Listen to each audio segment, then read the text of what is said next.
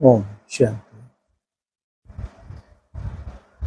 2/6/2025 गीत चला है। जो पिया के साथ है उसके लिए बरसात है। किससे साथ होना है? शरीर से या मन बुद्धि से? किसको परिवर्तन करने आए हैं? जी, मन बुद्धि का परिवर्तन करने आए हैं।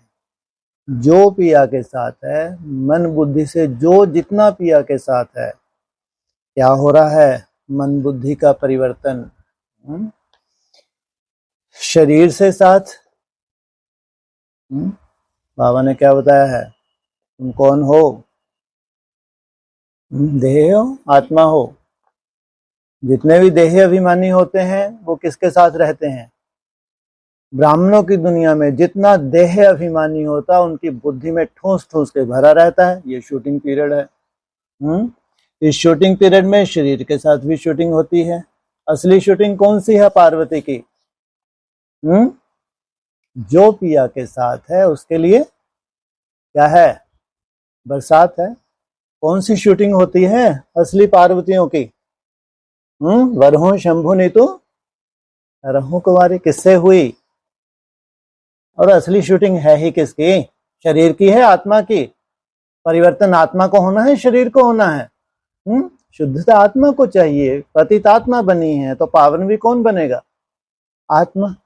तो जो पिया के साथ है उसके लिए उसका परिवर्तन है, सबके लिए नहीं। ब्रह्मा बाबा के तन में आए तो बरसात हुई नहीं हुई? उस वक्त जो पिया के साथ थे उनके लिए क्या था? बरसात थी। बरसात हुई नहीं हुई? तो कौन सी बरसात हुई? कहां से निकाला? कहां फंसे हुए थे? हैं जी? भक्ति मार्ग में दलदल में फंसे हुए थे। तो उनको वहां से निकाला। तो कौन सा ज्ञान दिया? दुनिया से हटके। क्या समझ में बिठाया कि रावण से दुर्गति हो रही है, भक्ति मार्ग से ऊपर उठो, ज्ञान से सदगति हो रही है। तो कौन सा ज्ञान दिया? भक्ति मार्ग से कैसे निकाला? पहले तुम आत्मा हो, शरीर नहीं हो। और जो भी तुम्हारा अभी तक का 63 जन्मों का फैलारा है, इससे तुम्हारी दुर्गति हुई है। तो सोचो, एक तरफ भगवान का दिया हुआ ज्ञान, आत्मा ही परमात्मा नहीं है। आत्मा 84 लाख योनियां धारण नहीं करती है। शिव और शंकर एक नहीं है। और सबसे बड़ा गीता का भगवान कृष्ण नहीं है। और कितनी मान्यता थी, एकदम नहीं। जो पिया के साथ है उनके लिए थी। दुनिया ने माना? दुनिया के लिए था? बिल्कुल नहीं था। लेकिन थोड़े से थे। बरसात तो हुई, लेकिन वो बरसात नहीं हुई कि आत्मा का ही परिवर्तन हो जाए। तो उसके बाद फिर कब हुई बरसात? 76। जो पिया के साथ है। कितने थे? ढेर के ढेर तो मर गए थे, अनिष्ट बुद्धि हो गए थे 76 आते आते। कोई वैल्यू नहीं थी, चल रहे थे ज्ञान में जैसे कि मुर्दे। कोई उमंग उत्साह नहीं है, लेकिन ड्रेस पहनी है तो जाए कहाँ? अंदर से कोई उमंग उत्साह नहीं है। मालूम है ऐसा कुछ भी नहीं भविष्य में होने वाला। लेकिन जो पिया के साथ है उनके लिए ज्ञान बरसात है। तो कैसी श्रेष्ठ आत्माएं होंगी उस वक्त, जिनका परिवर्तन ज्ञान के आधार से करना होगा। तो पहले कौन सा परिवर्तन होता है? किसमें परिवर्तन होता है? ज्ञान का परिवर्तन होता है, जिससे समझ का परिवर्तन होता है। तो क्या परिवर्तन हो गया? क्योंकि ये आत्माएं सूक्ष्म है। अब जो आत्माएं सामने बैठी हैं ये स्थूल नहीं है, ये देह से ऊपर उठी हैं, फरिश्ता स्वरूप में हैं। तो ज्ञान भी इनके लिए सूक्ष्म हो गया। क्या ज्ञान में सूक्ष्मता आई? पहले चित्र में क्या सूक्ष्मता आई? अरे पहला चित्र कौन सा है? त्रिमूर्ति का। अरे ये यहाँ पे पार्ट पे जाती हैं, ऐसा नहीं केवल ब्रह्मा बाबा आए पार्ट पे जाके चले गए। तो सोचो दो मूर्तियां कितनी सूक्ष्म होंगी। ये उनकी बुद्धि में बैठाया, वो जड़ बुद्धि थे। तो सबकी समझ में तो नहीं आएगा और वो मानेंगे भी नहीं। तो वो पिया के साथ कभी हुए ही नहीं। तो उनके लिए वो ज्ञान बरसात ही नहीं थे। और फिर आगे कौन सा चित्र, सृष्टि चक्र का चित्र, ये है तुम्हारी यहाँ की शूटिंग। कैसे तुम 4 अवस्थाओं से गुजरते हो, उसकी यहाँ कैसे शूटिंग होती है, कैसे तुम सतो प्रधान बनते हो शूटिंग पीरियड में, पूरा कल्प ही घूम जाता है। उसके बाद कौन सा चित्र, लक्ष्मी नारायण का साकारी आकारी निराकारी स्टेज। उसके बाद झाड़ के ऊपर कौन बैठा, सबको ले जा रहा है। तो कोई प्रैक्टिकल है नहीं है पार्टधारी। 2 बिल्ले आपस में लड़ रहे हैं, ये सबको कहां ले जाएगा। और उसके बाद लास्ट चित्र जो देवताओं के लिए, सीढ़ी का चित्र, तुम्हारे लिए ज्ञान बरसा। तुमको बहुत सूक्ष्मता चाहिए, और मोटा ज्ञान तुम्हारे लिए नहीं है, वो भक्ति मार्ग से निकालना था। अब जितना तुम्हारा ज्ञान सूक्ष्म होता जाता है उतनी तुम सूक्ष्म स्टेज पकड़ोगे। तो जो पिया के साथ है, पहले पहले कौन साथ होते हैं, पिया कौन है, शिव बाबा कहो या देवदेव महादेव कहो, तो उसको कौन सी ये पार्वतियां हैं जो फॉलो करती हैं। तो सोचो कितनी बड़ी बात है, उनको शरीर से कोई लेना देना ही नहीं। वरुण शंभु ने तो ज्ञान सूक्ष्म हुआ है तो उनकी स्टेज कितनी सूक्ष्म बनी होगी। उस तब जाके प्रैक्टिकल क्या हुआ 2004 में, नई दुनिया के सौगात, इनकी अब शुरुआत हुई असली बरसात। जो पिया के साथ है, मन बुद्धि से, शरीर से, मन बुद्धि से। इसलिए क्या बोला है, सबूत क्या दिया, ये जो अष्ट देव हैं ये तो सन्मुख सुनते भी नहीं हैं, सन्मुख दृष्टि भी नहीं लेते। सोचो आप, क्योंकि इनका संबंध जन्म जन्मांतर का है। जो देह से कनेक्टेड हैं ये तो अल्पकाल के लिए खुश होते हैं, जबकि मन बुद्धि का पुरुषार्थ वैसा है ही नहीं। जिनके लिए वो पिया आया है, जिनके लिए बरसात है, उनको तो जन्म जन्मांतर उसके जैसा बनना है। तो स्थूल देह का तो दूर दूर तक कोई संबंध ही नहीं है। तो जो पिया के साथ है उसके लिए ज्ञान बरसात है।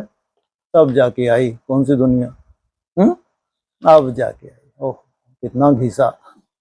जो पिया के साथ है, कोई मासी का घर है क्या, है कोई मासी का घर है। अरे जन्म जन्मांतर की राजाई लेना। बुद्धि तुम्हारी धक्के खाती है चारों दिशाओं में, और बैठे हैं राजयोग सीखने। जो पिया के साथ है, कौन साथ है, भ्रुकुटी में जो जितना बैठता है, जो पहला ज्ञान है वही लास्ट है। जो सबसे पहले तुमको जो दिया गया है उसका स्वरूप चाहता है।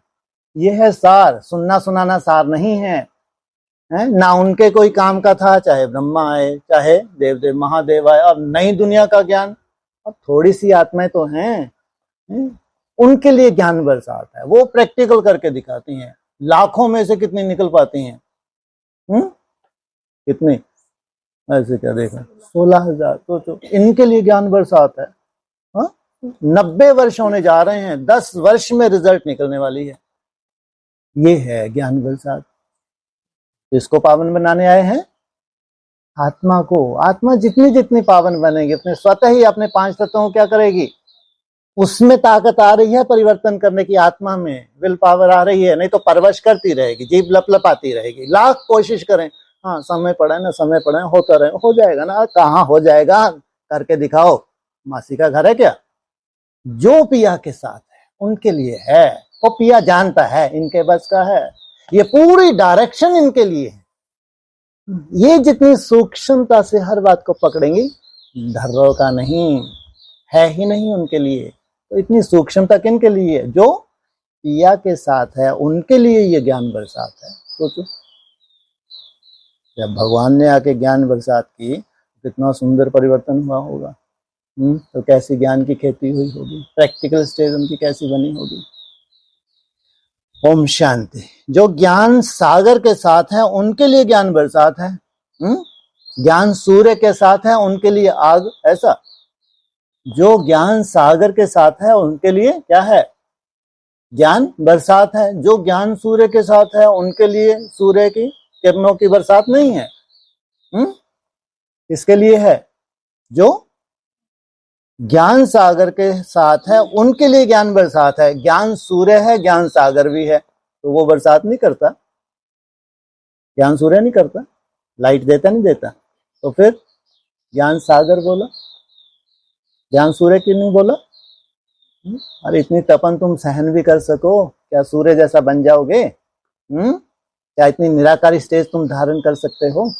बरसात तो उसकी है असली, वो जो किरणें दे रहा है, वो जो परिपक्व अवस्था तुम्हारी बना रहा है। उससे पहले कम से कम किससे पालना लो?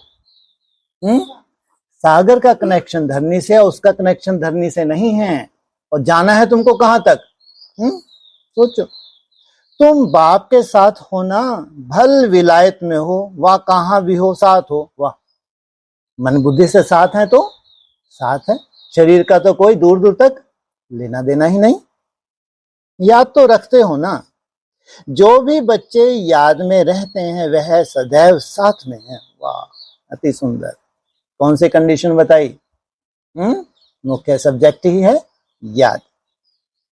याद में रहने से साथ रहते हैं और विकर्म विनाश होते हैं। फिर शुरू होता है विकर्माजीत संबत।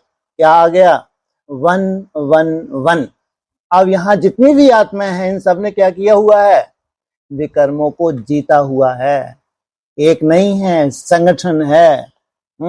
वहां विकारी कोई जा भी ना सके। कौन से संबत की शुरुआत हुई?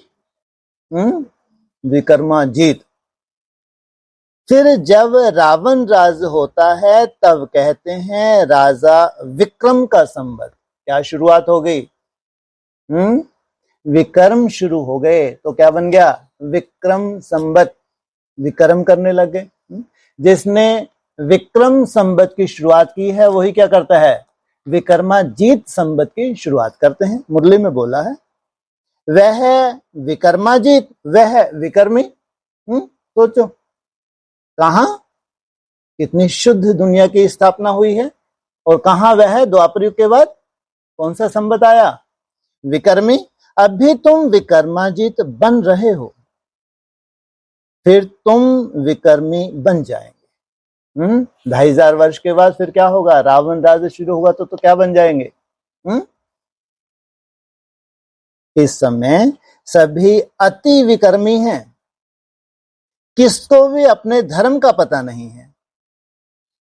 आज बाबा एक छोटा सा प्रश्न पूछते हैं, सतयुग में देवताएं यह जानते हैं कि हम आदि सनातन देवी देवता धर्म के हैं? पूछा। क्या पूछा? क्या पूछा? हाँ जी, क्या पूछा? बताओ। हाँ, क्या उत्तर है? हाँ जी,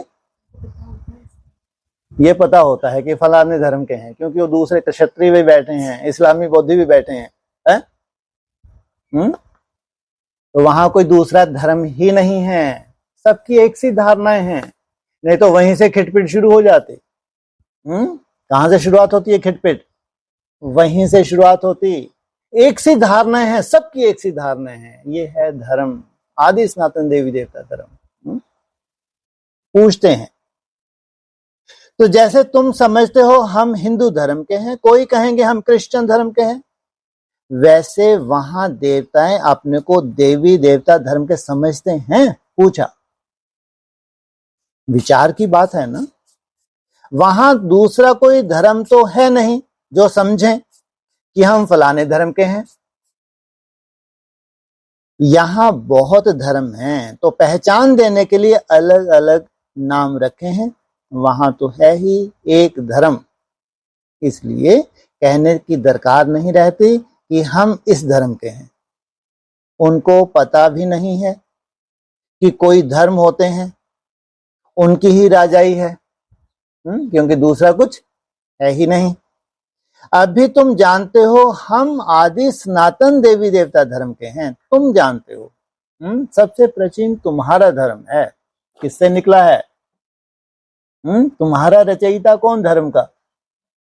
बाप। किससे निकला है सनातन धर्म? कौन सा है? कुमार। हाँ, सनत कुमार से निकला है। तो देवी देवता और कोई को नहीं कहा जा सकता। पतित होने के कारण अपने को देवता कह नहीं सकते, पवित्र को ही देवता कहा जाता है। इसलिए कल क्या कहा था, ब्राह्मण सो फरिश्ता, फरिश्ता अर्थात पवित्र। फिर नेक्स्ट स्टेज कौन सी है, देवता। वहां ऐसी कोई बात नहीं होती, कोई से भेंट नहीं की जा सकती। अब भी तुम संगम युग पर हो, जानते हो आदि सनातन देवी देवता धर्म फिर से स्थापन हो रहा है। पहले कब हुआ था? कहते हैं 5000 वर्ष पहले, और शूटिंग पीरियड में भी होता है। आदि सो अंत। वहां तो धर्म की बात ही नहीं है ही एक धर्म। यह भी बच्चों को समझाया है। यह जो कहते हैं महाप्रलय होती है, अर्थात कुछ भी नहीं रहता, यह रॉन्ग हो जाता है। क्या बिठाना चाहिए इन सबकी बुद्धि के, ब्रह्मा कुमार कुमारियों की, कि कभी भी महाप्रलय होती नहीं, कि कुछ भी ना बचे, फिर समुद्र आए ऐसे उछाल मारे तुम्हारे महल खड़े हो जाएं, ऐसा कभी होता नहीं। लेकिन बड़े से बड़ा नर्क पहले हिस्ट्री में कभी बना ही नहीं है। इतना बड़ा नर्क जहां रहना एक सजा हो जाए, लेकिन तो भी रहना पड़े, तो भी वहां जन्म लेना पड़े। जो कलयुग के अंत का जो गायन है, कितनी आयु बचेगी? कितनी आयु बचेगी कलयुग के अंत में? 12-14 साल। सोचो आप ना, बच्चे पैदा तो होंगे लेकिन लिमिट कितनी होगी? सोचो कितना, कैसा इफेक्ट होगा, वायुमंडल कैसा होगा। जन्म तो ले रहे हैं, लेकिन वहां अगर किसको बताओ कि हमारे पूर्व 80 वर्ष के होते थे, जैसे आज कोई अपने को है कि आपके पूर्वज 150 वर्ष के थे, वाह क्या आयु थी 150 वर्ष। तो आज तो 70-80 तक की हालत जाते थे, क्या हो जाती है। तो उस दुनिया में जाके किसी को कोई बताए कि आपके पूर्वज कितने वर्ष के थे, आपसे कितने गुना अधिक, तो ये शास्त्रों का गायन कहाँ का है? ये प्रैक्टिकल होगा नहीं होगा? हर चीज जो शास्त्रों में है वो प्रैक्टिकल होगी जरूर। तो महाप्रलय होती है, अर्थात कुछ भी नहीं रहता, यह भी रॉन्ग हो जाता है। बाप बैठ समझाते हैं राइट क्या है। शास्त्रों में तो जल में ही दिखा दी है। बाप समझाते हैं सिवाय भारत के बाकी जल में ही हो जाएगी। क्या सिवाय भारत के? कहां कहां जल में ही हो जाएगी? सिवाय भारत के सभी धर्म में जल में ही। कहां कहां जल में ही हो जाएगी? कौन कौन से टापू फिर से समा जाएंगे? ऑस्ट्रेलिया हो या अमेरिका हो। लेकिन जो जम्बू द्वीप का क्षेत्र है कोई छोटा थोड़ी था, उसमें भारत खंड ये अविनाशी है। तो अगर अविनाशी है तो ये दिखेगा। तो इतनी बड़ी सृष्टि क्या करेंगे? एक भारत में ही देखो कितने गांव हैं। पहले जंगल होता है, फिर उसमें वृद्धि होती जाती है। भारत में भी क्या पहले तो कितने शुद्ध जंगल होंगे जब तुम्हारी दुनिया आएगी। और अभी जंगल कैसे होने वाले हैं? पेड़ों से कुछ पैदा होगा? जब एटॉमिक वार होगी कुछ पैदा होगा? सोचो। उसके बाद तुम्हारे लिए जंगल जंगल ही जंगल, मंगल ही मंगल चारों तरफ। सृष्टि भी सात्विक। वहां तो सिर्फ तुम आदि सनातन देवी देवता धर्म के ही रहते हो। यह तुम ब्राह्मणों की बुद्धि में बाबा धारणा करा रहे हैं। अभी तुम जानते हो ऊंचते ऊंच शिव बाबा कौन, उससे नीचे ऊंचते ऊंच शिव बाबा कौन, तुम जानते हो। उनकी पूजा क्यों की जाती है? किस रूप से होती है उसकी पूजा? हैं जी? शिवलिंग के रूप में, ना राम के रूप में, ना कृष्ण के रूप में, ना त्रिमूर्ति के रूप में। अक आदि के फूल क्यों चढ़ाते हैं? किसके ऊपर? शिवलिंग के ऊपर अक आदि के फूल क्यों चढ़ाते हैं? क्यों क्यों चढ़ाते हैं? अपने सारे विकार क्यों चढ़ाते हैं? अरे उनको नाक ही नहीं है। और तुम्हारे पास नाक है, चढ़ा दें बदबू आएगी, तुम बैठ ही नहीं सकोगे। तो सोचो कैसी ग्लीच आत्माओं को भी परिवर्तन करने आया है। इसलिए बिना आंख के वो देखता है, बिना कान के सुनता है। क्या है वो? उसके आगे कुछ भी चढ़ाते रहो, कोई फर्क पड़ता है उसको? सबका परिवर्तन कर देता है। सोचो आप। वह तो निराकार है ना, तो तुम क्या हो? तुम नहीं बदबू धारण कर सकते। इतने खुशबूदार खुद बन रहे हो। तो कहते हैं नाम रूप से न्यारा है, परंतु नाम रूप से न्यारी कोई चीज होती है क्या? इसका मतलब कोई भी चीज तो है वो, नाम रूप से कोई भी क्या नहीं होती? चीज। चीज क्या होती है? स्थूल। इसका मतलब वो है ना। तब क्या जिसको फूल आदि चढ़ाते हैं, पहले पहले पूजा होती है। मंदिर भी उनके बनते हैं क्योंकि भारत की और सारी दुनिया के बच्चों की सर्विस करते हैं। खास भारत की, आम सारी दुनिया मनुष्यों की ही सर्विस की जाती है ना। मनुष्य कितने होते हैं ज्यादा से ज्यादा? हैं जी? अगर कहेंगे एक्यूरेट तो 9 लाख ही कहेंगे। इस समय तुम अपने को देवी देवता धर्म के ही कहला सकते। इस समय तुम अपने को देवी देवता धर्म के नहीं कहला सकते। तुमको पता भी नहीं था हम देवी देवता थे, फिर अभी बन रहे हैं। अभी बाप समझा रहे हैं तो समझना चाहिए।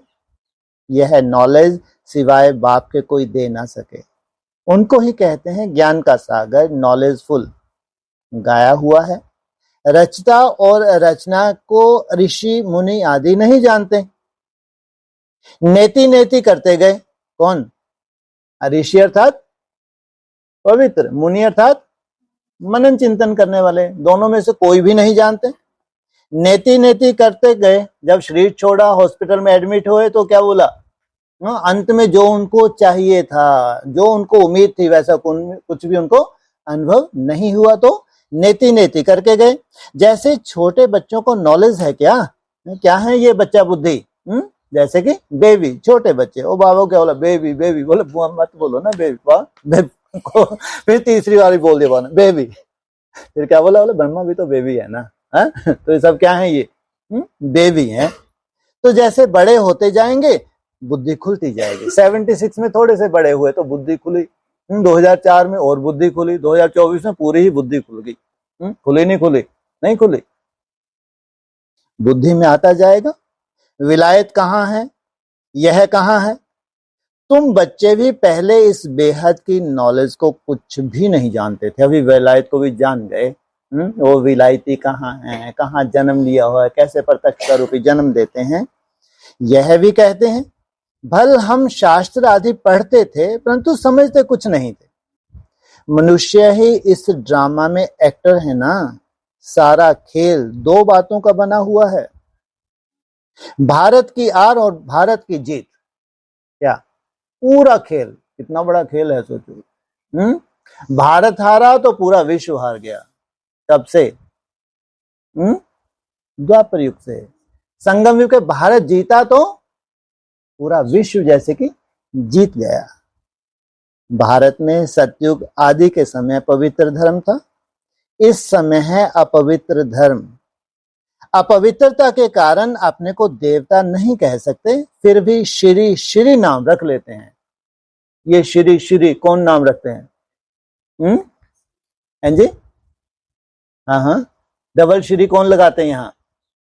श्री श्री रविशंकर जी महाराज। कितने लगाते हैं? वो डबल लगाए तो क्या बड़ी बात, सिंगल कौन लगा लेते हैं? शर्म भी नहीं आती है? कार्ड वार्ड छपवाते हो कभी? बिना श्री के किसने छपवाया? इनसे मिलो। श्रीमान श्रीमती, अरे वो पवित्र को कहा जाता है, और तुम लिखते हो श्रीमान श्रीमती। कहाँ के श्री हो तुम? श्री कौन होते हैं? पवित्र था, देवता है। और इसलिए उन्होंने बेचारे डबल श्री लगा ली तो क्या हुआ? श्री श्री फलाने जी महाराज, श्री श्री 108 जी महाराज। तो ये सब क्या है? ये तामसीपना है। तो श्री श्री नाम रख देते हैं, लेकिन श्री माना श्रेष्ठ। श्रेष्ठ कहा ही जाता है पवित्र देवताओं को, इसलिए कहा यहां कोई श्री हो नहीं सकता। श्रीमत भगवानवाच कहा जाता है ना। अब श्री कौन ठहरे? कौन ठहरे बताओ? डबल श्री कौन ठहरे? सिंगल श्री कौन ठहरे? ये है श्री। हाँ, यही नहीं मालूम, बच्चा बुद्धि बैठे। हाँ, क्या बात है। श्री कहेंगे देवताओं को, और डबल श्री किसको लगाया? बाप को, क्योंकि वो बनाने वाला है। जो बाप के सन्मुख सुनकर श्री बनते हैं या जिन्होंने अपने को श्री श्री कहलाया, पूछा बाप के कर्तव्य पर जो नाम पड़े हैं वह भी अपने ऊपर रख दिए हैं। जो डबल श्री लगाया तो कितना बड़ा अनर्थ कर लिया। यह सब हैं रेजगारी बातें। बाप भी फिर भी बाप कहते हैं बच्चे एक बाप को याद करते रहो, यही वशीकरण मंत्र है। छूट पाएंगे? क्या है? तुम सेवा करना चाहते हो, वो सुनते ही नहीं, लगे रहते हो चलो कल्याण हो जाए कल्याण हो जाए। और कुआ दौड़ दौड़ के किसके पास जा रहा है? उनको प्यास ही नहीं। तो बाबा क्या कहते हैं? ये है क्या है? वशीकरण मंत्र। तुम रावण पर जीत पहन जगत जीत बनते हो, घड़ी घड़ी अपने को आत्मा समझो। यह शरीर तो यहाँ 5 तत्वों का बना हुआ है, बनता है, छूटता है, फिर बनता है। अब आत्मा तो अविनाशी है, बना छूटा कौन? ये शरीर, ये शूटिंग पीरियड में बनता है, फिर कितनी अवस्थाओं से बनता है ये? शरीर को रिजनेट होने के लिए भी कितने आयाम चाहिए? 4 आयाम से ये भी गुजरता है। अब आत्मा तो अविनाशी है, अविनाशी आत्माओं को अब अविनाशी बाप पढ़ा रहे हैं। पढ़ने वाली भी कैसी हैं? और अमरनाथ कौन है? वो अविनाशी। तो हमको भी कैसा बनाता है? अविनाशी। भल कितने भी विघ्न आदि पड़ते हैं, माया के तूफान आते हैं, तुम बाप की याद में रहो। तुम समझते हो हम ही सतो प्रधान थे, फिर तमो प्रधान बने हैं। तुम्हारे में भी नंबरवार जानते हैं, तुम बच्चों की बुद्धि में है। हमने ही पहले पहले भक्ति की है। जरूर जिसने पहले पहले भक्ति की है उसने ही शिव का मंदिर बनाया, क्योंकि धनवान भी वह होते हैं ना। कौन सा बना पहला पहला मंदिर शिव का? सोमनाथ का मंदिर। बड़े राजा को देख और भी राजाएं आदि प्रजा भी करेंगे। यह सब है डिटेल की बातें। 1 सेकंड में जीवन मुक्ति कहा जाता है। क्या लक्ष्य तुम्हारा सोमनाथ का मंदिर नहीं, क्या है? 1 सेकंड में जीवन मुक्ति। 1 सेकंड में जीवन मुक्ति, फिर कितने वर्ष लग जाते हैं समझाने में? ओरिजिनल स्टेज में कितना टाइम लगेगा समझाने में? तो समझाने की क्या है ये? लास्ट में कोई वैल्यू नहीं है। मुख्य वैल्यू कौन सी है? याद। ज्ञान तो सहज है, उसमें टाइम नहीं लगता है जितना याद की यात्रा पर लगता है। पुकारते भी हैं बाबा आओ, आकर हमको पतित से पावन बनाओ। ऐसे नहीं कहते बाबा हमें विश्व का मालिक बनाओ। सब कहेंगे पतित से पावन बनाओ। क्यों? अरे आत्मा को पहले राहत तो मिले, विश्व की बात तो बाद में करें। पावन दुनिया कहा जाता है सतयुग को, इनको पतित दुनिया कहेंगे। पतित दुनिया कहते हुए भी अपने को समझते नहीं, अपने प्रति घृणा नहीं रखते। तुम किसके हाथ का नहीं खाते हो तो कहते हैं हम अछूत हैं क्या? फैसला करो भाई। तुम हो ब्राह्मण, तुम उनके हाथ का नहीं खाते तो क्या कहते हैं? हम अछूत हैं क्या? सड़ी हुई बुद्धि। हाँ नहीं, चलो फैसला करो है, आप ही फैसला करो।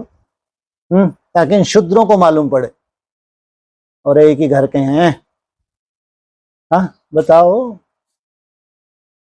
अरे सड़े हुए हैं, देहवान ठूस ठूस के भरा है कि हम एक ही घर में रहते हैं। हम भी ब्राह्मण हैं, तुम वहां चले गए तो क्या हो गया? हमारे हाथ का नहीं खाते। तो क्या जवाब देंगे आप इनको? अरे दे दो, भगवान के महावाक्य हैं, डरने की क्या बात है? बोलो शुद्ध है तो तुम शुद्ध रहो। अपनी बुद्धि को चेक करो, कहां कहां तुम्हारी बुद्धि फिरती है। कितनी ललायत तुम्हारी बुद्धि में, जीव काट के आज तक नहीं फेंका, तुम फेंक भी नहीं पाओगे। और तुम्हारे हाथ का खाएं? हमको मरना है क्या? इतनी सूक्ष्म स्टेज पे हमको जाना है, हमको सिखाते हो क्या? तो क्या उत्तर दोगे? तुम शूद्र हो, कहने के ब्राह्मण हो। इसलिए बाबा ने क्या किया, बांध के रख दिया। इनको बुरा लगे तो लगे, तुम मत अपनी धारणा को छोड़। अगर तुमने छोड़ दिया, समझो तुम्हारी दुर्गति ही समझो। तुम सोचो क्या फर्क पड़ता है? हैं तो हमारे कुल के। अरे हमारे कुल के नहीं है, तुमको क्या मालूम वास्तविकता क्या है? कैसे अन्न दोष लगना शुरू होगा तुमको, कैसे रसातल में ले जाएगा कल को। इसलिए जो तुमको जैसा सिखाया गया है तुमको बहुत अटेंशन देना है। बुरा लगे तो क्या लगे, तो क्या बोले, तो अछूत हैं क्या? अरे तुम खुद ही कहते हो ना, तुम्हारे मुख से ही निकल रहा है जो तुम हो। रह रहे हो भले ही साथ में, लेकिन तुम्हारे मुंह से ऐसा क्यों निकला? ये गंदगी क्यों निकली? कितना ठोस ठोस के देह विमान भरा है। सोचो आप, इनकी कल्पना जो करके देखो, ठोस ठोस के इनमें देह विमान भरा है। भगवान ऐसों को देखता होगा।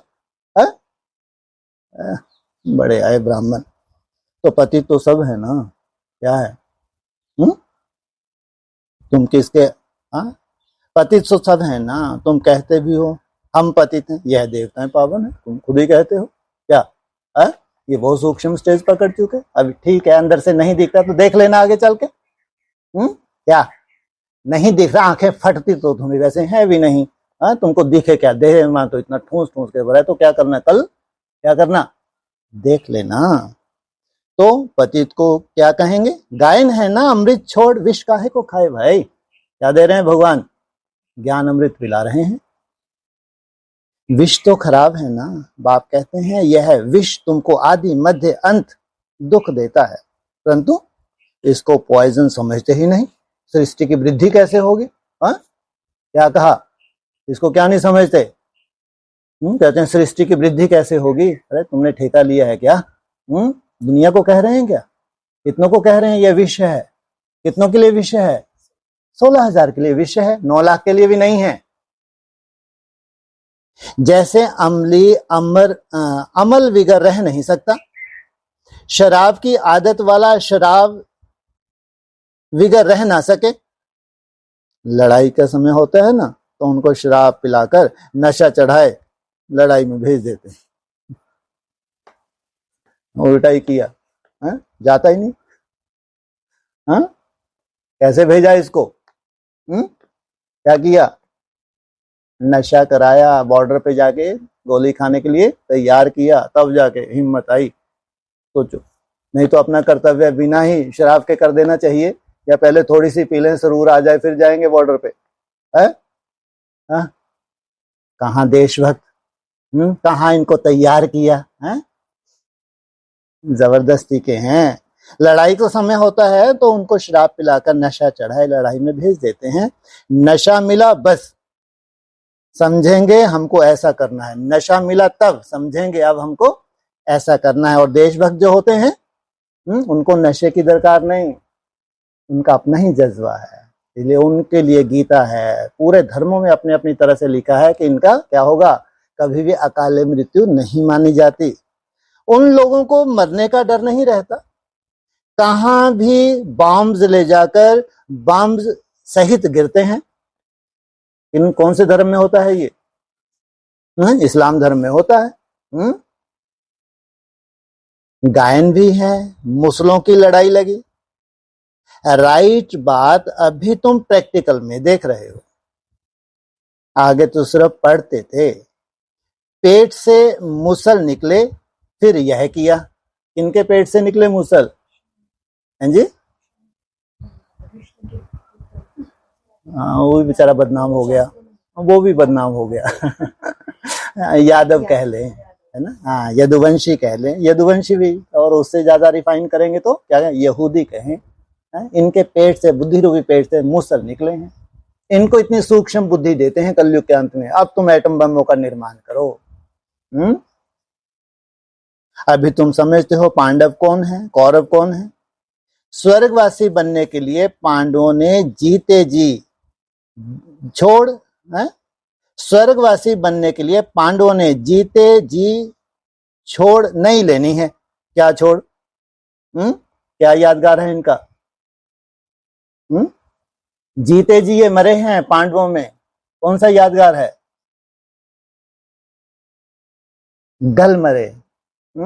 जीते जी गल मरना है या वो जो दिखाया है गल मरे? तो जीते जी गल मरना उसमें कौन सा सैंपल है?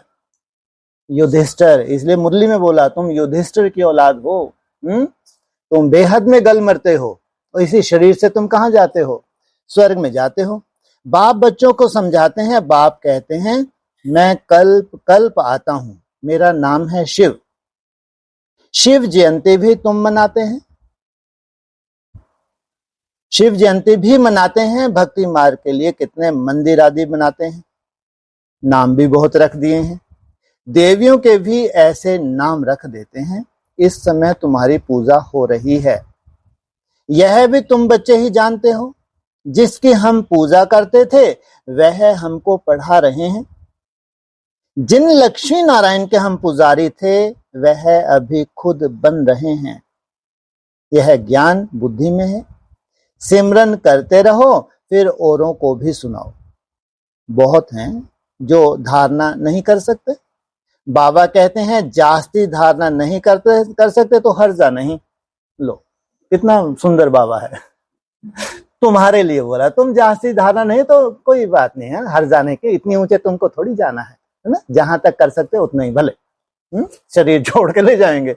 या तो 4 तरह की प्रजा है तो ऐसा ज्यादा अपने को तकलीफ नहीं देनी है कि लहसुन प्याज चलो वो तो छोड़ दिया, मिर्ची चलो छोड़ दी, तला हुआ चलो छोड़ दिया, फिर भी बहुत कुछ है तो ज्यादा तुमको नहीं, जितना हो सहज। सहज मिले सो दूध संग, और नहीं तो खींच लिया तो तुमको नहीं, तुम तो सहज सहज चलो, कोई हर्जा नहीं। याद की तो धारणा है ना, बाप को ही याद करता रहो बस। कुछ भी खाओ पियो तो क्या करना है बस, अरे बुद्धि से याद करना है, जीव से याद करना है, इनसे मिलो। याद किससे करना है? मन बुद्धि से, जीव से है? मन बुद्धि से। तो जीव से खाते रहो पीते रहो आनंद लेते हो, लगा के दिखाओ बुद्धि। चैलेंज है, 10 साल करके देख लो, 10 साल 34 आएगा तब जाके तुम्हारी बुद्धि में बैठने वाला है। इसलिए खाओ पियो लेकिन मुझे याद करो। कितने प्यार से बोलते हैं नहीं? बाप को ही याद करते रहो। जिनकी मुरली नहीं चलती है तो यहां बैठे सिमरन करें, उसमें क्या है? तुम तोते नहीं हो, तोता करता ट्रें ट्रें अपने मुंह मियाँ मिठू, और तुम नहीं ट्रें ट्रें कर सकते तो क्या करो? यहां बैठे बैठे गुटरगू क्या करो? सिमरन करते रहो। यहां कोई बंधन झंझट आदि है नहीं। घर में बाल बच्चों आदि का वातावरण देख वह नशा गुम हो जाता है। यहाँ चित्र भी रखे हैं। किसको भी समझाना बहुत सहज है। वो लोग तो गीता आदि पूरी कंठ कर लेते हैं, सिख लोगों को भी ग्रंथ कंठ रहता है। वाह क्या कलाएं हैं इनके पास। उन्होंने क्या किया? गीता को कंठ कर लिया और उन्होंने ग्रंथ साहब को कंठ कर लिया। तो उन्होंने कहा ग्रंथ साहब क्या है? किसका शरीर? गुरु गोविंद का शरीर। और गीता क्या है? कृष्ण का शरीर। तो कंठ कर लिया। तुमको क्या कंठ करना है? बाप को। क्या कंठ करना है?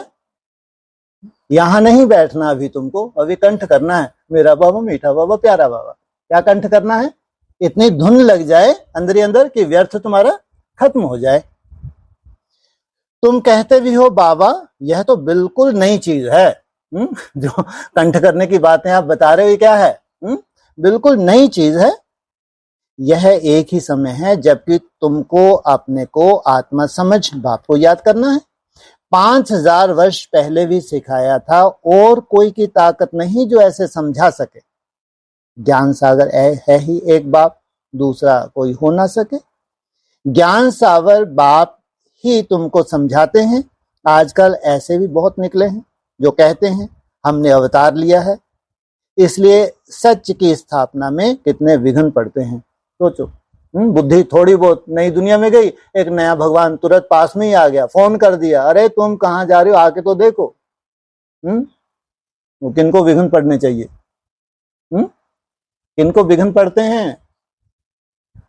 लो जो नई दुनिया में है ही नहीं उनके काहे के विघ्न? इस्लामी बौद्धिक क्रिश्चियन के काहे के विघ्न? विघ्न कहाँ है? है, नई दुनिया से इनके बुद्धि रूपी पांव खिसकाने हैं। तो उनमें सोल प्रवेश करती हैं तो क्या बन के बैठते हैं? भगवान बन के बैठते हैं। तो सच की स्थापना है, कितने विघ्न पड़ते हैं, और तुम भी कम नहीं हो। क्या बोलते हैं? आराम से, हाँ थोड़ा सा घूमाओ जाके, कहीं तो मिल जाए तो हमको भी बता देना।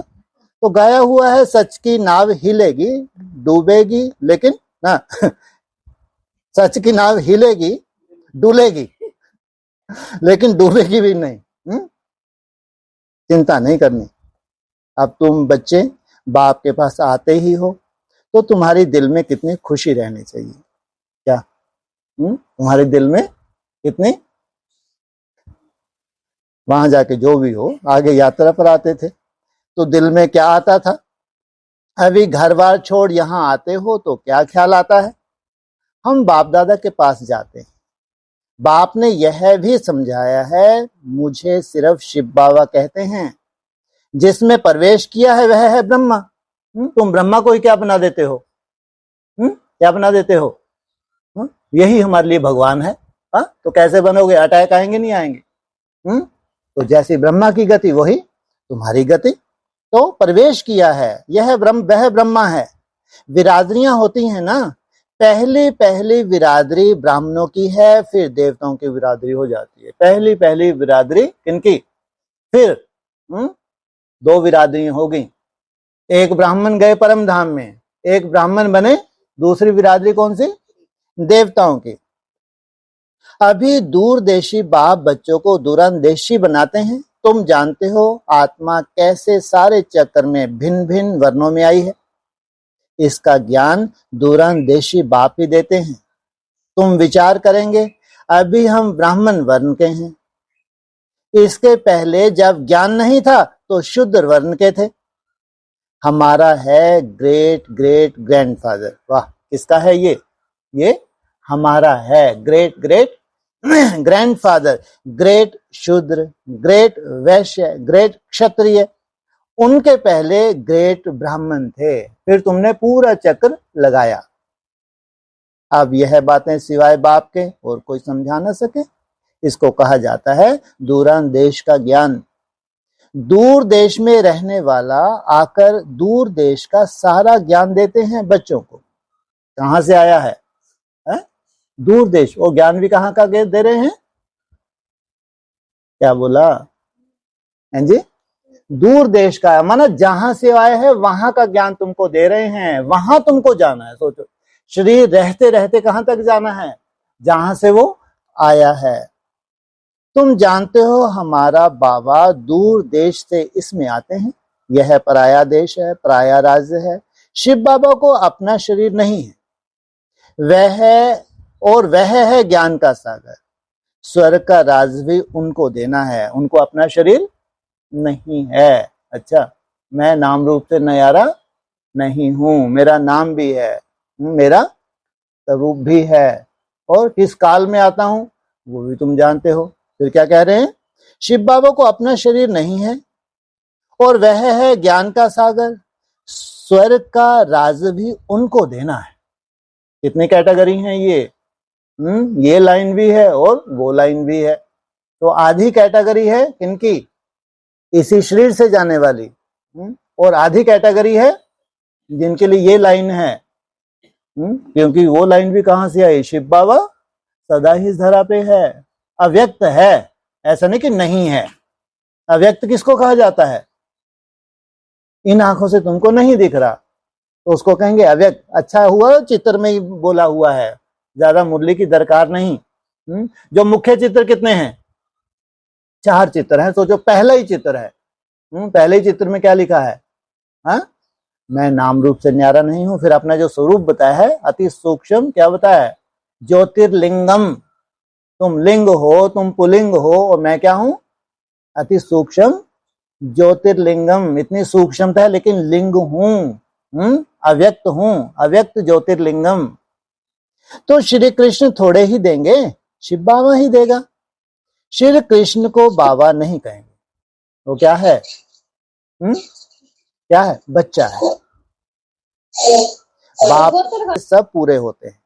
सतयुग में तुमको यह मालूम नहीं रहेगा कि हमने यह संगम युग पर 21 जन्म का वर्षा लिया है। यह अभी जानते हो हम 21 जन्म का वर्षा आधा कल्प के लिए ले रहे हैं। 21 पीढ़ी यानी पूरी आयु। 21 पीढ़ी माना पूरी आयु। कितनी पूरी आयु? हाँ, कितनी है पूरी आयु?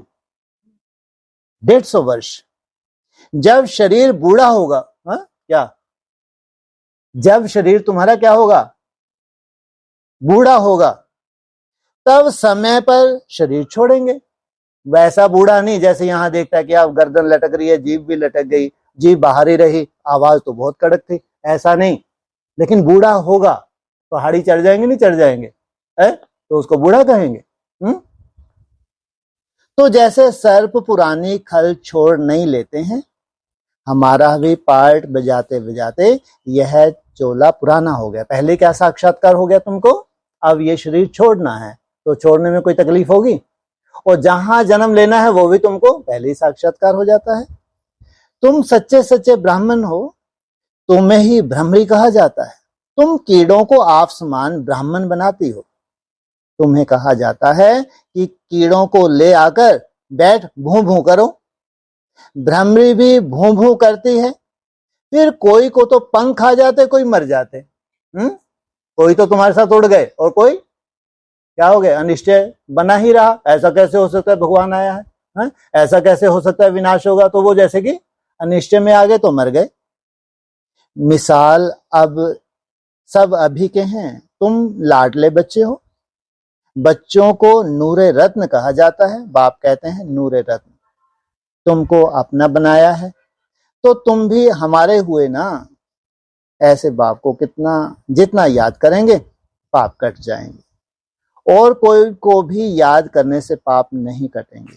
अच्छा, मीठे मीठे सकीले बच्चों प्रति माता पिता बाप दादा का याद प्यार। Good morning. रूहानी बाप की रूहानी बच्चों को नमस्ते। रूहानी बच्चों की रूहानी बाप दादा को नमस्ते। ओम शांति।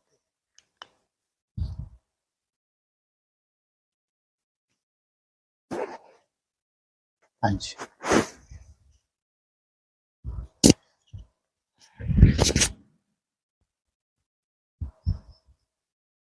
बाबा कहते हैं ना मैं पूज्य बनता हूँ और ना मैं पुजारी। हाँ जी, फिर उनकी पूजा तो होती है ना शिवलिंग के लिए।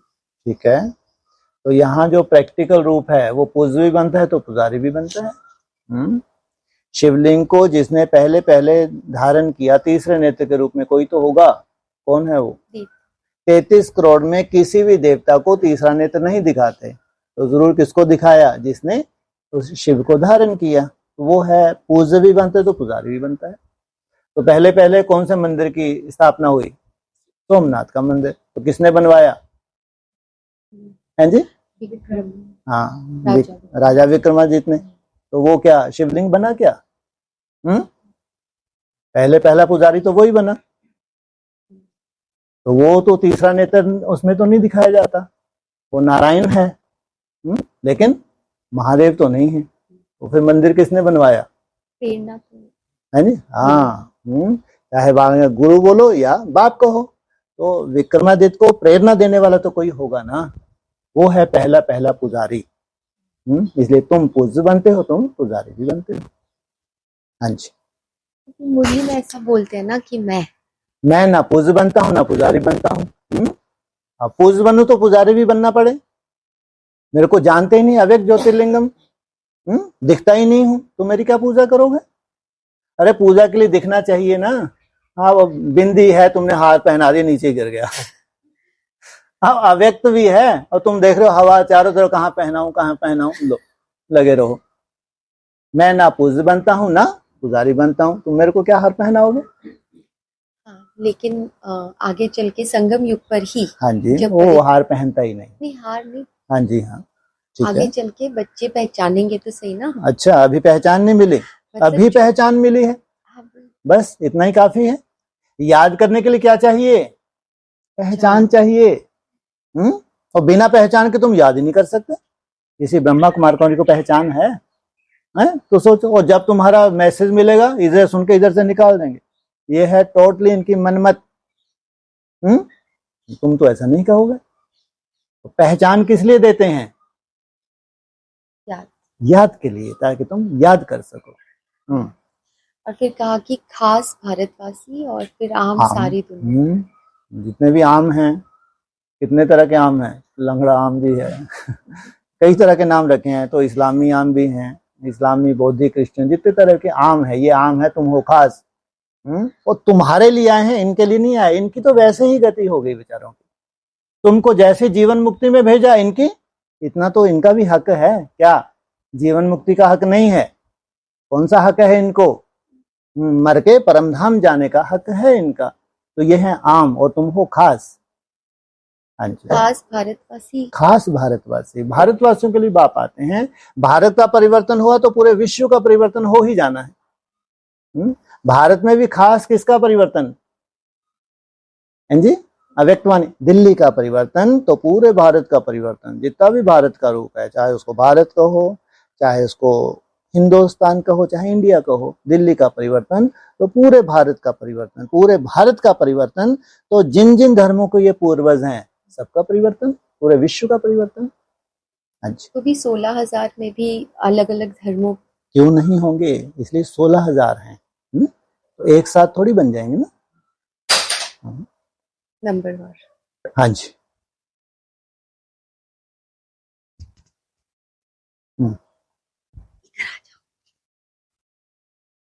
हाँ,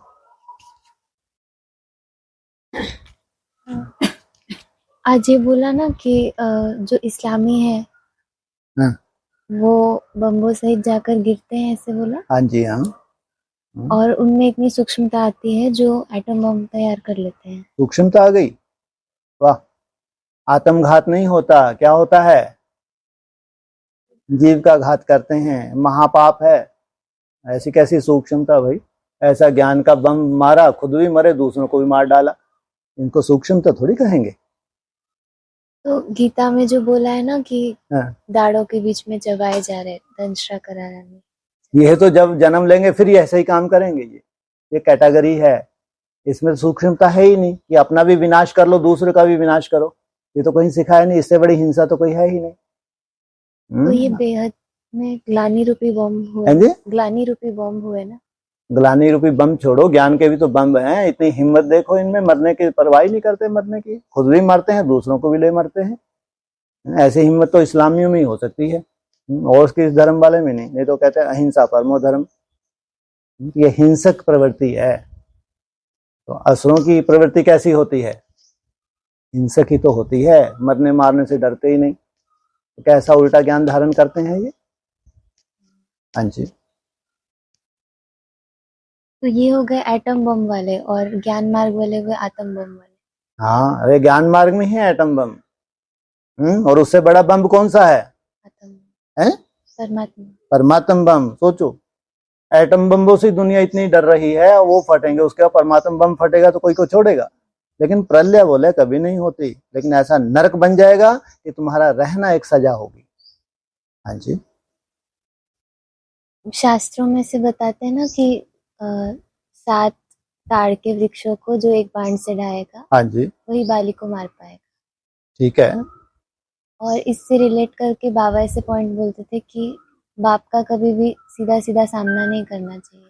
हाँ, तो इनको खड़ा करेंगे? तो ताड़ के वृक्षों को नहीं, इनको ढाना है ना।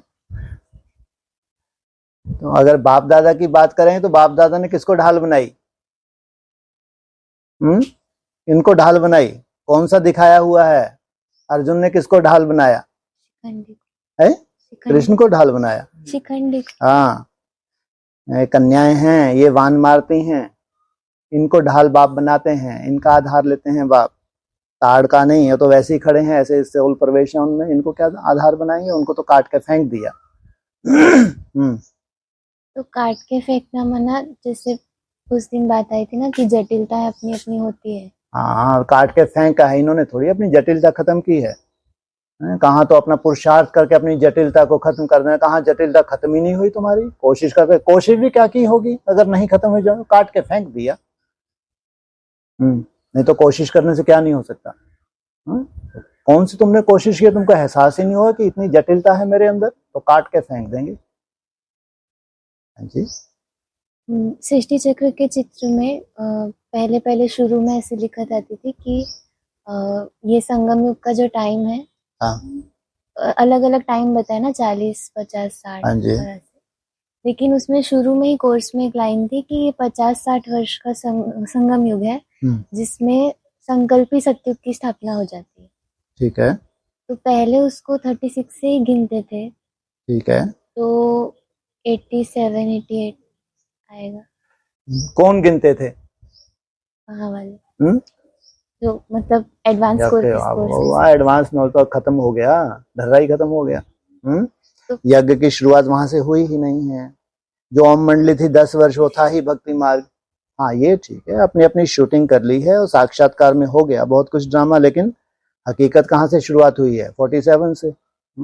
जहां से यज्ञ की शुरुआत हुई है वहीं से गिनेंगे, तो वहां से 40 वर्ष, 50 वर्ष, 60 वर्ष, 70 वर्ष, 80 वर्ष हो गया काम।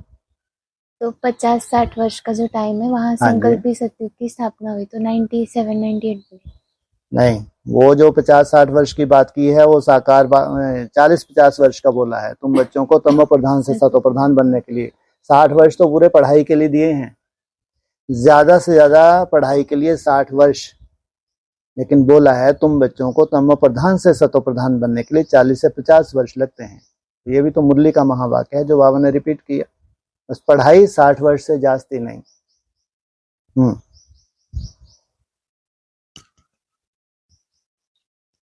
हाँ जी। ऐसा बाबा जो है वो पतित तन में आता है, पवित्र तन में नहीं आता। तो किसको बनाएंगे पावन? पवित्र तन में आने की क्या दरकार, वो बुलाएगा क्या? जो खुद ही पावन है तो वो बुलाता ही नहीं है, क्यों आएंगे? उनका कर्तव्य है पतितों को पावन बनाना, इसलिए पतित दुनिया में बुलाते हैं। मुझे आना पड़ता है क्योंकि पतितों को पावन बनाना है। देवताएं क्यों बुलाएंगे? अगर उनके पावन शरीर हैं, पावन है, तो बुलाएंगे क्यों? नहीं, वैसे नहीं, जैसे कन्या भी पवित्र होती है, तो बाबा कभी मन बुद्धि पवित्र है। हाँ जी। तो मतलब बाबा ने कभी भी कन्याओं के में भी प्रवेश किया? बिल्कुल ही मना कर दिया। कन्याओं में, साधु संन्यासी में प्रवेश करते ही नहीं हूँ, मुरली के महावाक्य। तो गुलजार में कैसे प्रवेश कर सकते हैं? तो कन्या है। मुरली में बोला है ना, कन्या का साधु संन्यासियों के तन का आधार लेने कायदा नहीं है।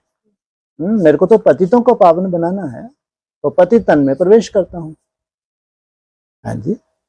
आदि में जो हमने बाबा से सुना, तो गृहस्थी थे, कन्याएं नहीं थी। माता पिता प्रवृत्ति मार्ग हैं, नीचे गिरे हैं। ऐसे ही नहीं कि वो नारायण गिरा है नीचे, या राम के लिए उदाहरण दिया तो सीता नहीं गिरे, ये कायदा है क्या? तो गिरे हैं तो दोनों गिरे हैं। तो आधार लिया, पतित का आधार लिया। नहीं, मैं पूछ रही हूँ परम ब्रह्म जो बनते हैं जी, जैसे बाबा परम ब्रह्म बने, क्योंकि आदि में जो भी साक्षात्कार ब्रह्मा बाबा को हुए थे, हाँ जी, उसका एक्सप्लेनेशन वो एक माता के द्वारा मिला, ठीक है, ऐसा कुछ था। तो फिर परम ब्रह्म, तो फिर यानी बाबा ने प्रवेश किया, ठीक है। ऐसा तो सुनना सुनाना हुआ, समझना समझाना हुआ, यही सुना। हाँ, तो क्या हो गया फिर? ठीक तो है। तो यानी बाबा प्रवेश करके ऐसे कौन से बाबा? अव्यक्त ज्योतिर्लिंगम। हाँ, क्यों नहीं? इसलिए बोला तो प्रवृत्ति मार्ग की माताएं थी। हाँ, जिसने सुनना सुनाना किया, उसके साथ साथ जो पवित्र माता थी उसने समझ लिया। जो उसके मुकाबले में अपवित्र है उसने सुनना सुनाना किया, लेकिन उसके मुकाबले में जो पवित्र है उसने समझ लिया, धारण कर लिया। तो धारणा की शक्ति अलग है और बांटने वाली शक्ति अलग है। लक्ष्मी के दो रूप दिखाए हैं, एक धारण किया हुआ है, एक बांट रहा है। हाँ जी। और फिर बाबा कहते हैं ये 12 ज्योतिर्लिंग जो होते हैं, हाँ जी, उसमें प्रवेशता किसकी होती है? क्योंकि शिव की अव्यक्त ज्योतिर्लिंगम, क्यों नहीं? अभी तो बाप भी अव्यक्त हो गया, तो 12 में पार्ट बजा सकता नहीं बजा सकता? बिल्कुल निराकारी स्टेज में ले जाना है उनको। हाँ जी। फिर एक पॉइंट है कल्प कल्प कल्प, कि मैं कल्प कल्प कल्प के अंत में आता संगम में। ठीक है। पहला कल्प भी था 2000, उसमें लिखा भी था कि 2000 के बाद फिर से कल्प की शुरुआत हुई। और 2000 कह लो, ध्रुव के वर्ष कह लो, फिर 2004 से कह लो, वो भी कल्प खत्म हो गया 18 के आसपास, है ना। तो फिर तीसरा कल्प, जब तक ये कहो कि पूरी तरह निश्चय बुद्धि ना बन जाए, माना या कहो जो पिछला कल्प था उसका सार ना निकल आए, और तीसरा कल्प तो आखिरी कल्प है, वो है प्रैक्टिकल। जो भी मन बुद्धि में साक्षात्कार हुए हैं, अब उसका प्रैक्टिकल स्वरूप चाहिए। तो तीसरा कल्प है ही प्रैक्टिकल। सतयुग की शूटिंग है वो भी प्रैक्टिकल, त्रेता युग की शूटिंग है वो भी प्रैक्टिकल, द्वापर की शूटिंग है वो भी प्रैक्टिकल होगी धर्म पिताओं के, और कलयुग की शूटिंग तो तुम देखते नहीं हो, वो भी प्रैक्टिकल होगी। हाँ जी। इसमें एक ऐसा पॉइंट है कि बाबा जो है वो एक व्यापी होते हैं। हाँ जी। फिर वो सब में तो प्रवेश नहीं कर सकते। लो, एक व्यापी कौन है? किसमें दिखाया है एक व्यापी है? तो कौन मेहनत कर रहा है ये? सोचो, उसने मन बुद्धि से दूसरे को धारण ही नहीं किया, तो जितना कर्तव्य उसके लिए करेगा वो, तो उसकी ये क्वालिटी है, सिवाय एक दूसरा न कोई। तो उसके प्रति वो कर्तव्य किया। इसका मतलब ये नहीं कि 108 के प्रति कर्तव्य नहीं किया, या 16,000 के प्रति कर्तव्य नहीं किया, लेकिन जितना एक व्रता बनता है उतना ही उसका पहले पालना का अधिकारी बनता है, इसलिए बोला एक व्यापी। और फिर ये सोल की बात आती है कि सोल प्रवेश करती है। हाँ जी। तो ये भी कहा कि कमजोर आत्माओं में सोल प्रवेश करेगी। पावरफुल में कैसे प्रवेश करेगी? 10-15 सेकंड धुन लगाए रहते हो, दिन भर लगे रहते हो, कैसे प्रवेश कर जाएगी? कैसे मिसगाइड कर देगी तुमको?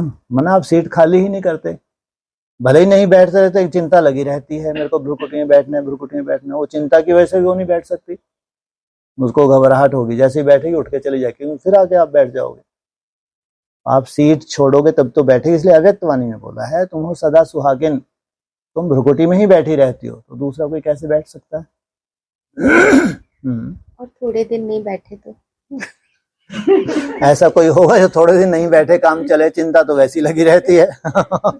नहीं तो संस्कारी बन गए अब तो, इतनी बड़ी आफत हो गई, रोते रह रहे हैं, फंक्शन भी अटेंड कर रहे हैं और रोते जा रहे हैं, और आज का दिन भी चला गया, कल का और अटेंड करना पड़ेगा। वो जैसे ही बैठे ही हैं, भगवान क्या देख रहा है? जैसे कि बैठे ही हैं, इनकी मजदूरी है, तोड़ निभा रहे हैं, तो वो नहीं पहरा देगा, नहीं पहरा देगा। जब इतनी मेहनत करते हैं, मजबूरी में हैं, जहां निभा रहे हैं, तो उसकी कोई ड्यूटी नहीं है। जब जैसे खाली हो गए उतने चक्री बना दिया बेचारे को, तो उसकी भी तो कुछ जिम्मेवारी है। जो इतनी मेहनत करता है, तो जब सीट खाली होगी कैसे बैठने देगा किसी को? बिल्कुल। हाँ जी। एक अव्यक्त इशारे कि ऐसा कोई भी ब्राह्मण नहीं होगा जो आत्माभिमानी बनने का पुरुषार्थी ना हो। और सुंदर। लेकिन निरंतर आत्माभिमानी, जिससे कर्मेंद्रियों के ऊपर संपूर्ण विजय हो जाए, हर एक कर्मेंद्रिय सत्व प्रदान स्वच्छ हो जाए, देह के पुराने संस्कार और संबंध से संपूर्ण मर्जीवा हो जाए, इसके लिए अंतर्मुख, इसलिए कहते हैं अंतर्मुखी सदा सोते। क्योंकि जितना अंतर्मुखी रह रहा है उतना साइलेंस में रहा है। इसको निरंतर बनना है, 8 घंटे वाला नहीं है ये। 8 घंटे से ऊपर, इसलिए 2 स्टेप हो रहे हैं अभी, 16 से 24 तक। कितना अंतर्मुखता चाहिए? आगे चल के वाचा का कोई रोल ही नहीं बचेगा, पूरा वाइब्रेशन से काम चलेगा। इसलिए वाइब्रेशन से दूर बैठे भी सेवा कर दोगे, वाचा से तो बहुत लिमिट है। इसलिए जितनी आत्मा सूक्ष्म होगी उतनी अंडरग्राउंड होती जाएगी, दिखने में नहीं आएगी, दिखेगी ही नहीं। अरे आए इतने दिन के लिए आए, दिख ही नहीं रहे, कहाँ चले गए। यह है सूक्ष्मता। हाँ जी। कल आपने विहंग मार्ग की सेवा के लिए बोला था, तो कैसी होगी एग्जैक्टली बताओ? क्योंकि वो एक सेवा रहती है। अव्यक्त वाणी में कैसे होगी बताओ?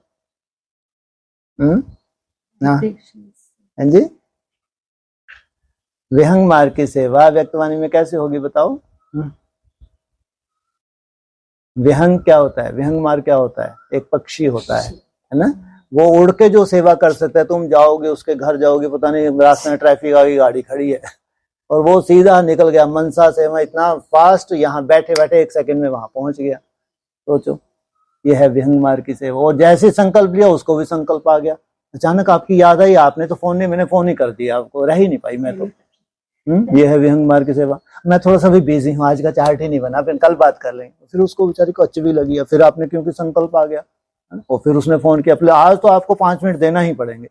नहीं आज नहीं प्लीज, आज मेरा टारगेट बहुत बड़ा है, आज तो मैं बिल्कुल टाइम नहीं आपको दे पाऊंगी। उसकी तो हालत ही बिगड़ जाएगी। हमारी हालतें क्या हो रही है, इनके पास समय ही नहीं है कि टाइम दे के। दही मानी सांडे थोड़ी हैं हम, भू भू करके तुम्हारे से सार निकालने की कोशिश करें, ये हमारा काम नहीं है। तो सोचो, ये है विहंग मार्ग की सेवा। इतने सुंदर इंस्ट्रूमेंट बन जाएं कि आपके पास समय ना हो, वो बार बार करेंगे, ढेर के ढेर करेंगे, लाशें बिछेंगी। लेकिन हमको फुर्सत नहीं है, हमको अपने घर गृहस्थ देखना है, शांति बनाए रखनी है। हमारी मन बुद्धि में शांति है तो हमारे परिवार में शांति है। इसलिए पहले हम अपना देखें, आपका देखें। जब आपको सुनाया था तब तो आपने ध्यान नहीं दिया, अब हम अपने में लगे हैं। चारों तरफ इतनी अशांति है ना, चैरिटी बिगिंस एट होम। तो अब हम कहाँ से सुन ले आपकी बात? अब आप बाबा बाबा बाबा बाबा करते रहो, बस महामंत्र दे दिया, उनका भी कल्याण हो गया। कोई 16,000 में थोड़ी सबको आना है।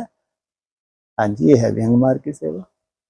पर कल आपने बोला था हाँ जी कि वो फरिश्ते जो, अरे वो तो फिर आगे करके हम तो कभी कर ही नहीं पाएंगे।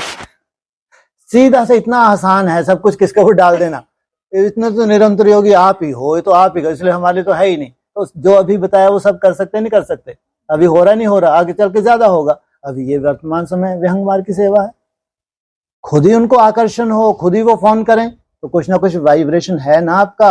हाँ, नहीं तो क्या जरूरत पड़ी है। बड़े बड़े तो माइक आ रहे हैं वहां पे, इतना सुंदर क्लासेस हो रही हैं, और फिर भी आपको फोन कर रहे हैं। तो ये विहंग मार्ग की सेवा नहीं है। हाँ जी।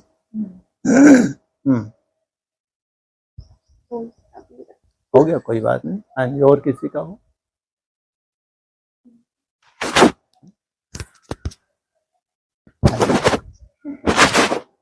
चलो अच्छा, थोड़ी देर जल्दी बैठ जाएंगे आदि योग में। हाँ जी।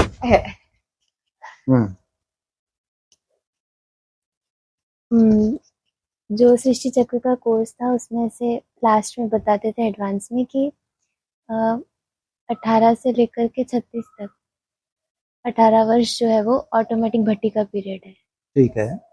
जिसमें कुछ आत्माओं के लिए ज्ञान का सब्जेक्ट समाप्त हो जाएगा। ठीक है। और फिर उसमें बताया था कि याद की स्टेज से भी तप कर राज, फिर राज कर नर का। हाँ जी। और जब सर्विस फील्ड पे आते आते स्टेज बैलेंस हो जाएगी तो फाइनल प्रत्यक्ष। वो अहमदाबाद कोई काम का ही नहीं निकला। किसको ड्यूटी दी थी? अहमदाबाद को कोई काम का निकला? तो फिर अभी नहीं है, अभी तो जो गया तो गया, अब नहीं सेवा का फील्ड, हो गया खत्म। वो तो बुद्धि चलानी थी, पांव पे कुल्हाड़ी मरवानी थी, हो गया काम। इसलिए अब नहीं। अब नई दुनिया में तो बस चैतन्य प्रदर्शनी, चैतन्य म्यूजियम, वो कहीं नहीं जाते।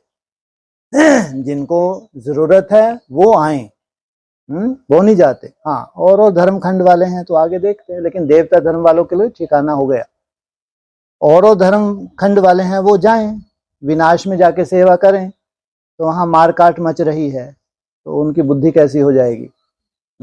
फिर आओ, फिर आके तपस्या करो, तुम्हारे नसीब में ही ये है।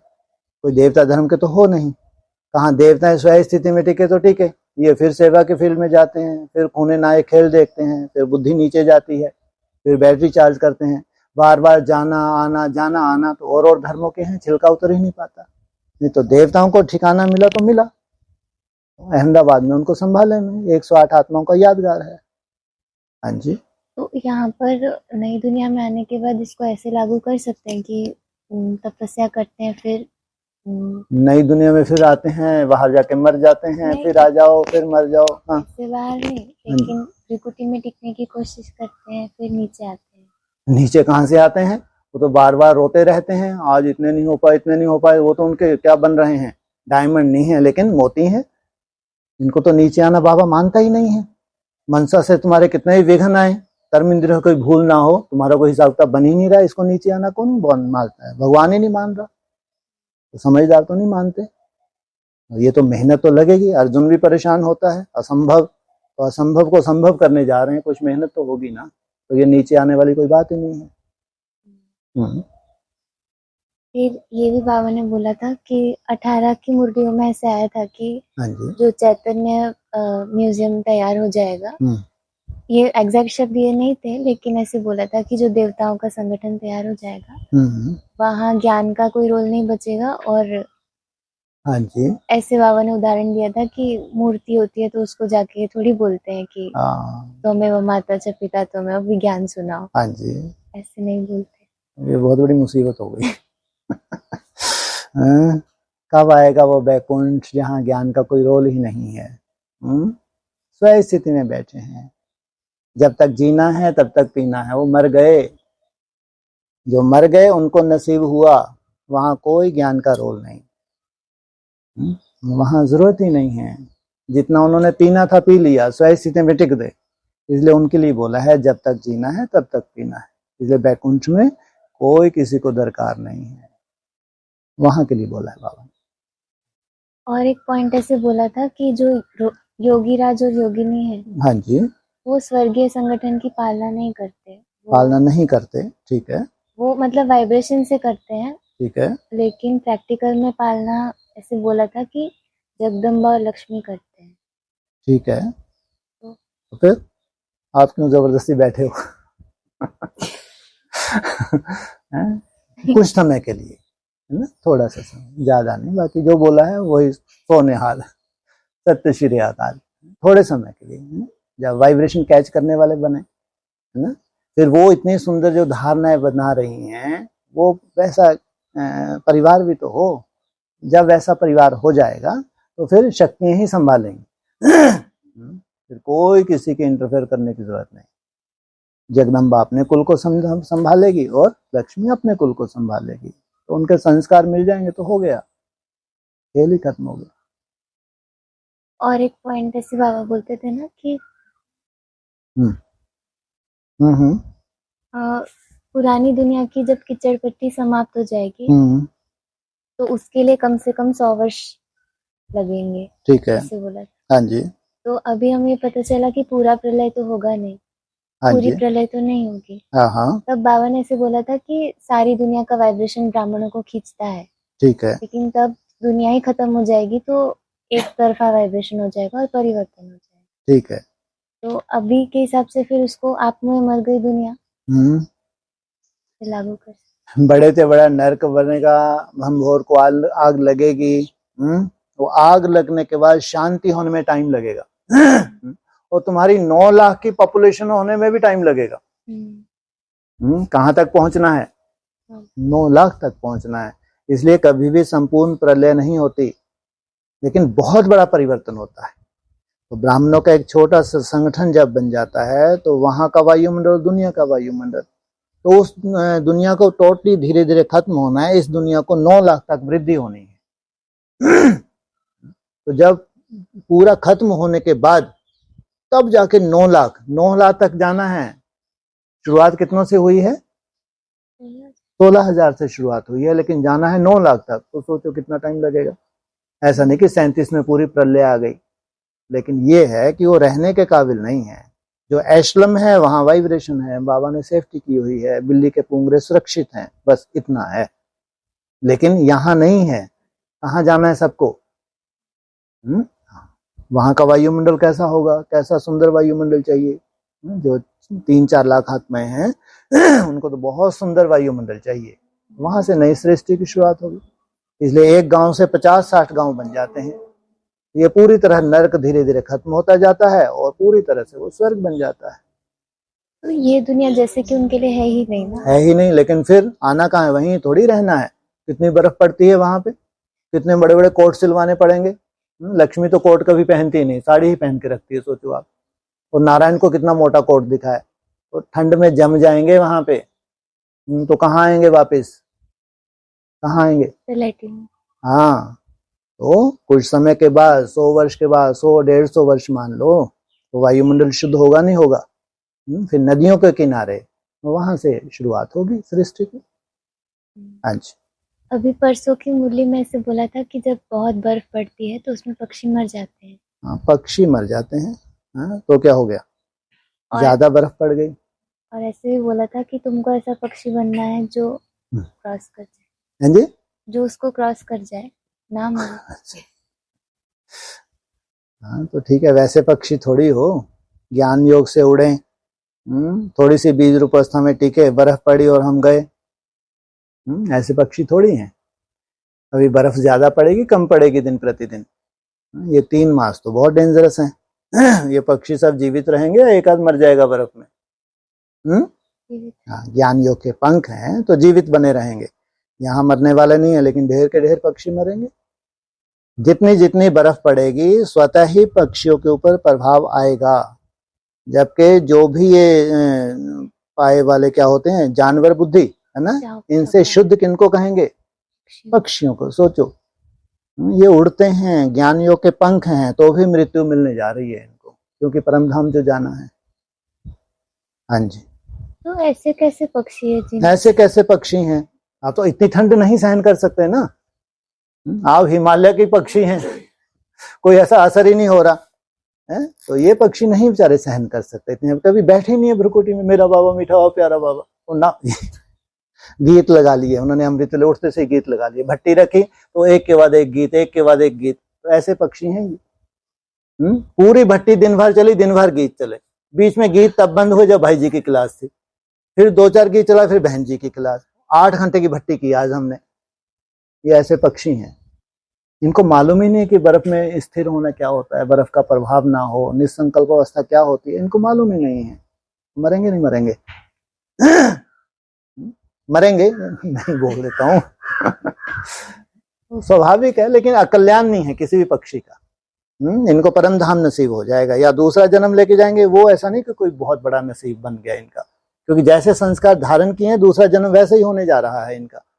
परम धाम नसीब होना बहुत भाग्य की बात है, इसलिए चिंता नहीं करनी चाहिए। कैंसर जैसा रोग भी आ जाए, 3 मास हॉस्पिटल में ही भोगना पड़े, तो भी बस परम धाम नसीब हो जाए। जन्म लेना पड़े, जन्म लेना ना पड़े, इसलिए इतनी प्रॉपर्टी धारण कर लें जब तक ये शरीर है। मेरा बाबा मीठा, तो इसकी धुन लगा दें। ये है अविनाशी, इसको कोई विनाश नहीं कर सकता, ये जो प्रॉपर्टी है। इसलिए यहाँ जन्म ना लेना पड़े। अगर मजदूरें लेने हैं तो जो वहां के पक्षी होंगे, कहाँ के? हिमालय के। वो तो पिछले संस्कार इतने सुंदर हैं उनके, उनके आत्मा में इतनी सुंदरता है, तो वो कैसे? वो तो अविनाशी पक्षी हैं, वो तो बैकुंठ वाले हैं। हाँ जी।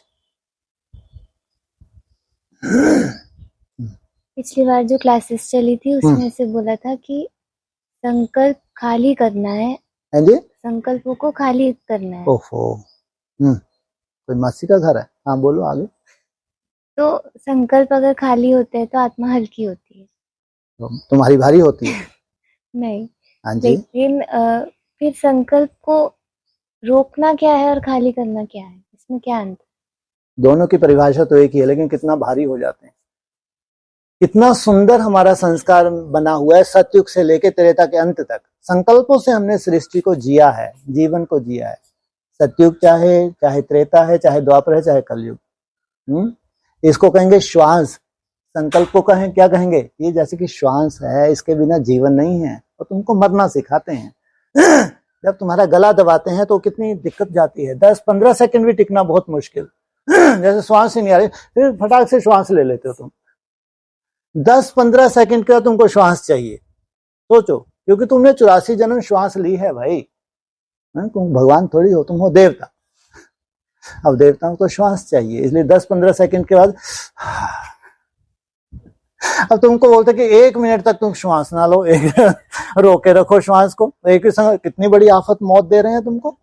फिर 1 मिनट पे थोड़ी टिकने वाले। अब तो तुम इतने समझदार बने, बोलोगे फिर 5 मिनट, फिर 10 मिनट, अब जाके तुम्हारी मृत्यु हुई है।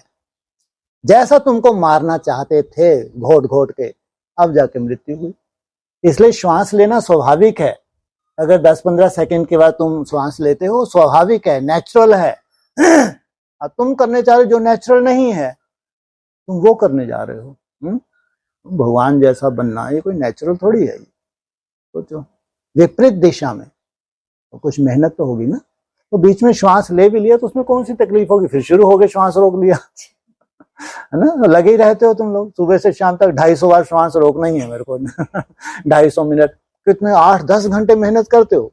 सोचो कितना सुंदर तुम्हारी ट्यूनिंग हो रही है ये बेहद के श्वास रोकने की। सोचो तुम्हारी काया कैसे कंचन नहीं होगी भाई, क्यों नहीं होगी, कारण तो बताओ। अब कोई कारण होना चाहिए, अगर तुम्हारी ये काया शुद्ध नहीं होती है, अगर ये शरीर रिजोनेट नहीं होता है, अगर तुम बैकुंठ में नहीं जाते हो, कोई कारण तो बताओ। इतना मर मर के जी रहे हो तो क्यों नहीं जाओगे बैकुंठ में। इसलिए बाबा ही कहते हैं इतना आसान नहीं है, स्वयं स्थिति में टिकना इतना आसान नहीं है, बहुत बड़ी मुसीबत है।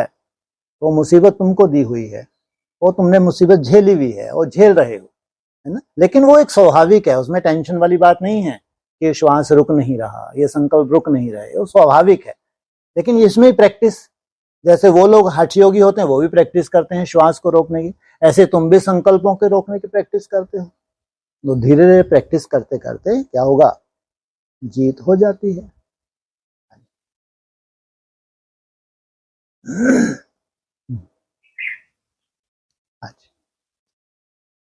हाँ जी।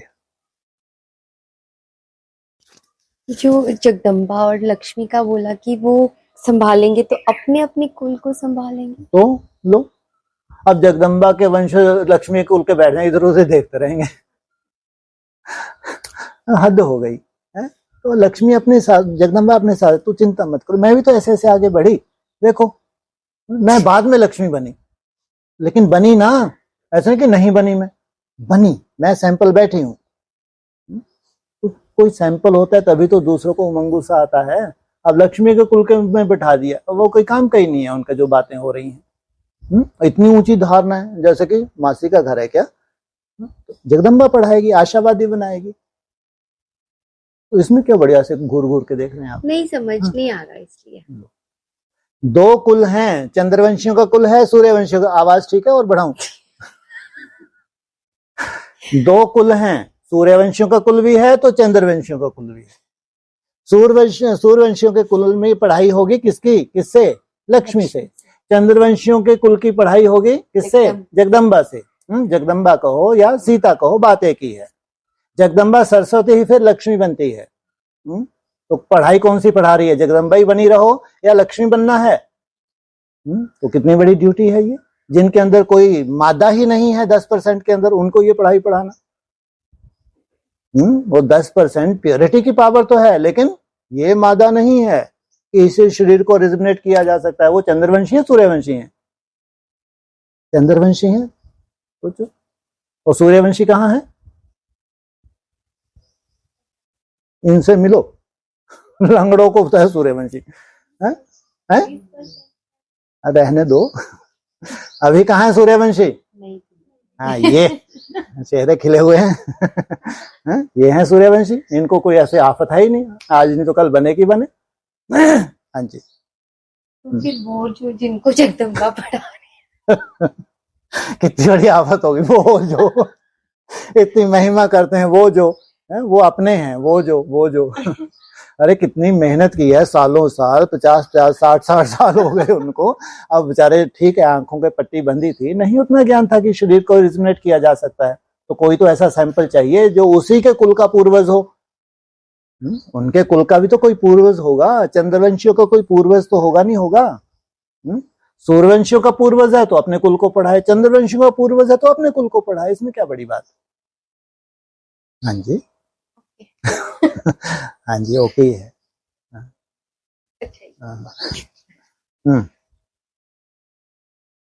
और लास्ट की जो मुरलियां चली थी बाबा की, उसमें एक मुरली में श्रीनाथ 8-8 घंटे वाली, नहीं 8-8 घंटे वाली नहीं, अच्छा शुक्र है, ये आधे घंटे वाली। हाँ जी हाँ, वो जब वो अव्यक्त होने जाए 5 वर्ष जो चली, हाँ उसी में बीच में एक मुरली में ऐसे बोला था कि जगन्नाथ और श्रीनाथ एक ही पर्सनैलिटी है, जगन्नाथ और श्रीनाथ एक ही पर्सनैलिटी को बताया। हाँ मुरली का ही महावाक्य है ना।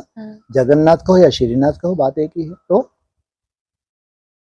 कैसे तुम क्या चाहती हो, लो पूर्व में है तो जगन्नाथ है, पश्चिम में है तो श्रीनाथ है। मुरली में ही बोला ना, है की बात। इनके नाम तो नोट कर लो। हाँ तो कुछ दिन के लिए निकाल दो ना। हाँ तो ये जो खिटपिट जिनके द्वारा हो रही है, ये सब लोग ध्यान से सुने ऑनलाइन। इनको 3-3 दिन के लिए निकालेंगे, ध्यान रखना अपना म्यूट का। हाँ जी, हो गया। मेरे को क्वेश्चन पूरा नहीं हो बोलो, हाँ उत्तर भी हो गया है? मैं सोच रहा हूँ 5 मिनट और बैठूं। ठीक है। ओम शांति।